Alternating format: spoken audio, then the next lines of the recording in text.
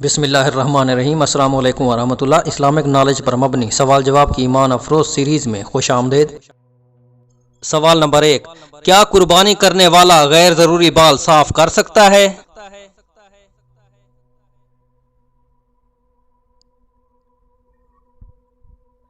ام المومنین حضرت ام سلمہ رضی اللہ تعالی عنہا سے مروی ہے کہ آپ صلی اللہ علیہ وآلہ وسلم نے ارشاد فرمایا، جب ذوالحجہ کا پہلا عشرہ شروع ہو جائے اور تم میں سے کسی کا قربانی دینے کا ارادہ ہو تو وہ بال، ناخن یا کھال کا کچھ حصہ نہ کاٹے جب تک قربانی نہ دے دے۔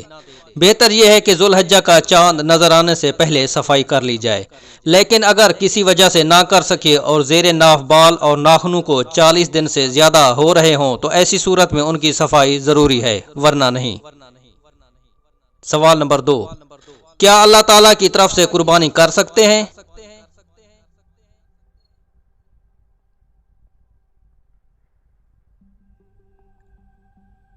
اللہ تعالیٰ کی جانب سے قربانی کرنے کا ظاہری مطلب درست نہیں ہے، اسی لیے بہتر یہ ہے کہ اللہ کی رضامندی کے لیے قربانی کرے۔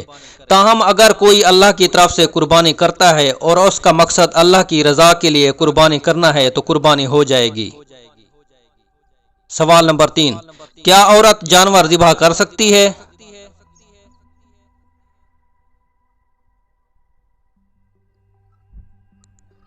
جی ہاں، عورت جانور ذبح کر سکتی ہے۔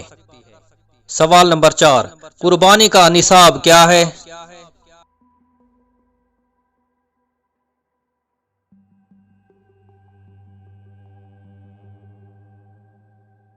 قربانی ایسے شخص پر واجب ہوتی ہے جس کے پاس عید الاضحیٰ کے 3 دنوں میں یعنی 10 ذوالحجہ کی صبح صادق سے لے کر 12 ذوالحجہ کا سورج غروب ہونے تک کسی وقت ضروریات اصلیہ کے علاوہ اتنی مالیت کا مال یا سامان ہو جس کی رقم 52.5 تولہ چاندی کے برابر ہو۔